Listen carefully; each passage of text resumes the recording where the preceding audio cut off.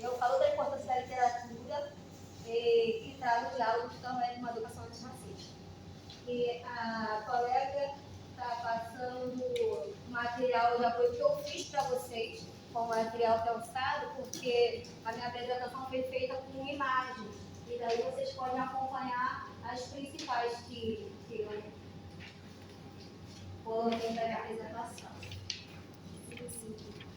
O presente artigo vem apresentar a importância da literatura na educação infantil, reunindo e analisando informação e mostrando que deve ter seu espaço. Porque muita gente fala da importância, né? A gente vê essa necessidade, mas a gente precisa analisar e trazer informações que legitimem, né? Ela tem que ter seu espaço e a inserção nos materiais, por montar a forma que percebemos o mundo, desafiando a criança a pensar, sentir e imaginar. Então a gente vê que você já faz um movimento, é um desafio. E pensar, sentir, ele trabalha muito com as emoções, eu necessitei, né, na minha caminhada, a minha ausência de compreensão dentro da sala de aula, eu era uma aluna muito emotiva. E eu falo que antes de ler e entender, primeiro veio sentir, depois perceber. Verdade. E o estudo parte do pressuposto da literatura como fonte de narrativas que descreve e dá características ao sujeito infantil, tendo como perspectiva a leitura para o desenvolvimento da criança e a literatura como formadora de personalidade. Olha como há um pilar aqui. A gente traz a literatura e também faz uma valorização da leitura. Porque a literatura e a leitura. E eu fiz um pressuposto já casando com a minha perspectiva. Porque fonte de narrativa, característica desse sujeito infantil, a leitura como desenvolvimento da criança. E eu poderia falar do meu referencial teórico, eu poderia ficar aqui só falando disso, e da minha metodologia, mas eu quis fazer uma interagem com a realidade. Porque é o que falta ainda na sala de aula. Queremos, mesmo que indiretamente, descolar o nosso aluno da realidade. A escola ainda é um ambiente que se preocupa em passar somente os conhecimentos específicos. E para dar continuidade, eu daria continuidade apresentando as imagens a seguir.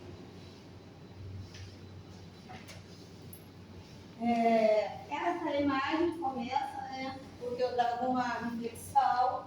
Diz assim, dois homens, dois rapazes, dois trabalhadores, né? Possivelmente falando dos seus filhos, fala, quero dar ao meu filho tudo que eu não tive na infância. Aí um fala, videogame, bicicleta, celular, tênis de marca, e o outro diz, não, abraços e conversas. E eu faço uma intervenção aqui. Abraços e conversa e o acesso à literatura, tanto para os meus filhos, tanto quanto os meus alunos. Porque a gente tem que dar abraços e conversas e o acesso à literatura. São ambas necessidades, são coisas que são tardias, porque nada compra. É um espaço muito caro para a gente não deixar para lá. E o que leva uma criança a ler é o exemplo. A gente ouve muito disso. É uma frase de impacto, gosto, mas eu trago a intervenção da imagem 2. O exemplo, mas onde estará esse exemplo? Em casa, onde muitas delas têm pais não alfabetizados. Em casa, onde muitas são chefiadas por mães solo, que precisam trabalhar e suportar cargas horárias pesadas de trabalho para sobreviver. Em casa, onde o arroz e o feijão, obviamente, é o mais importante para a sua subsistência. que comprar um livro, ou na escola, em que nós, professores e pedagogos, enxergam essa necessidade? A sala de leitura deveria ser um direito nosso e não restrito. Esse debate não deveria ser restrito ao quarto estudo de infância.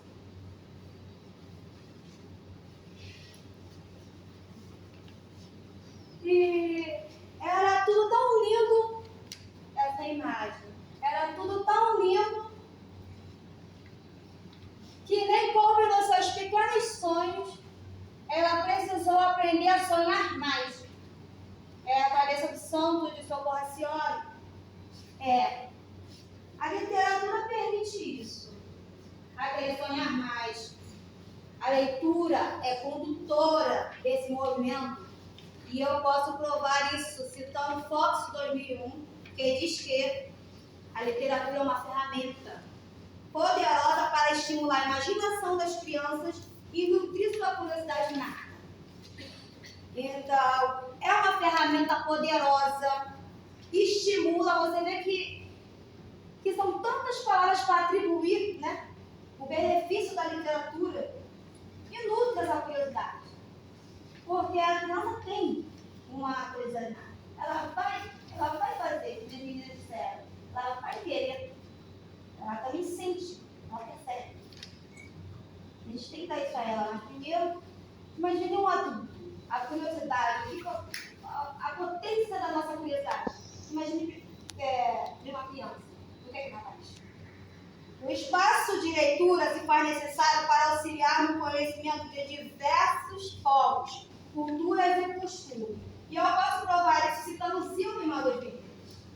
Eu saí de Foz 2001 e Silvio falou novamente em 2003, reforçando, que diz que a literatura infantil permite à criança conhecer diferentes culturas, valores e realidades, além de estimular a sensibilidade estética e a formação de leitores críticos desde a infância.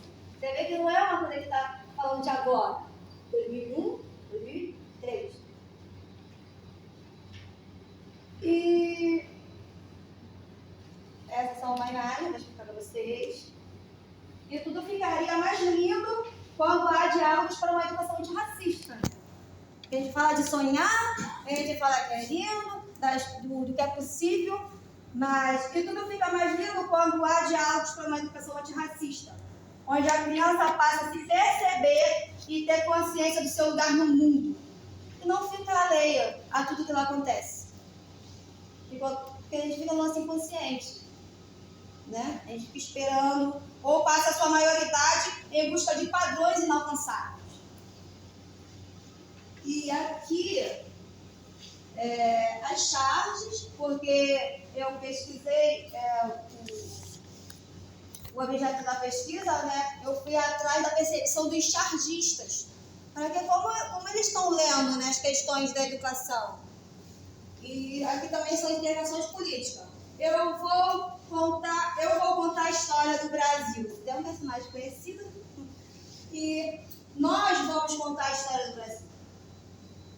De alguém dizendo que poderia contar sozinho essa história e uma retomada, né? E aqui ontem, 130 anos da abolição, né? Que foi uma abolição mentirosa pelo fim da escravidão. Ele dizia ano passado. Hoje, pelo fim da escravidão, do encarceramento em massa, contra o extermínio do jovem negro e da desigualdade racial e de gênero. E posso afirmar isso, né? Que é importante fazer esse diálogo. O Morrison em 92. Aí o Trabalho Jornalista Morrison em 92 diz que negar a literatura afrodescendente é negar uma parte vital da nossa história e da nossa identidade. Então é crítico isso, é sério isso. Negar história e identidade. Não é uma coisa que está nos livros que contam, é a nossa identidade. É a nossa origem. É o nosso ser.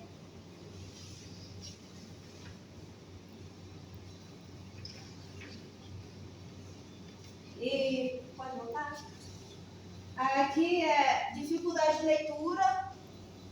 54% dos alunos do terceiro ano do ensino médio não têm habilidades básicas de leitura. Como é que você pode ler uma notícia dessa e não ficar indignado? É porque eu li, mas não consegui interpretar o texto. E aqui eu faço um questionamento. É só no terceiro ano do ensino médio que tem que interpretar um texto? Nossas crianças não têm que ser convidadas a sentir a leitura? Associar suas emoções durante o processo de alfabetização? E quando não olharmos as crianças como sujeito político, iremos permanecer na inércia da maturação, esperando uma interpretação somente do ensino médio. E a partir desse cenário excludente, eu vou dar minha próxima imagem para vocês verem.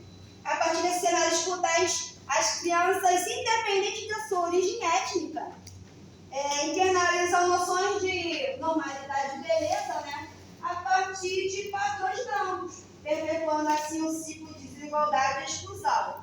Chimamanda, 2013, aí eu escrevo, né, Chimamanda, diz que a literatura afrodescendente é um tesouro literário que merece ser valorizado, incluído no canone literário global. E personagens não brancos são, na maioria das vezes, colocados na posição de auxiliares, figuras místicas de menor valia ou vilões, diminuindo sua importância. E eu trouxe aqui o exemplo do Dumas, que é um grande escritor da literatura universal, e nós trazemos no Brasil o Machado de Assis, que teve sua identidade tomada, né? Porque foi um branqueamento desses dois autores, desses grandes escritores, pensadores. O Dumas, por exemplo, ele tem vários clássicos dos contos de fada, que é o objeto, que é o sujeito, faz parte do objeto também e o núcleo da minha pesquisa. E para fechar, pode passar aqui. E nos contos de fada, eu trouxe um recorte que é a Princesa Tiana, da Princesa e o Sapo, em 2009. Eu sei que agora, em 2023, ela solta o cabelo, mas agora na propaganda ela soltou o cabelo, mas em 2009 não foi suficiente, porque em 2009 ela passou 62% do filme no corpo de um filho. Ela era um sapo. E a gente quer que os corpos sejam respeitados. A gente não quer passar a maior parte do tempo de uma película no cinema ou do audiovisual sendo animalizado. E tem essa linha do tempo de uma ONG, para ilustrar. Essa ONG encontrou um padrão, e para ilustrar esse padrão, essa ONG americana chegou a lançar uma petição pública. Olha só, reivindicando o fim da desumanização dos personagens. Aí acompanha a linha do tempo comigo. Ali tem personagens não brancos e os desfechos deles. A maioria desses personagens viram animais. E eu vou destacar também, vai ter o Mogli. O Mogli é um menino lobo. Ele é um personagem não branco também. E por que ele é tratado como selvagem? Ele é um lobo, um menino lobo da selva. Os conhecimentos da selva não tem que ser levados a sério. Ali a natureza não é uma sala de aula também, não faz parte do desenvolvimento. E assim eu termino minha apresentação.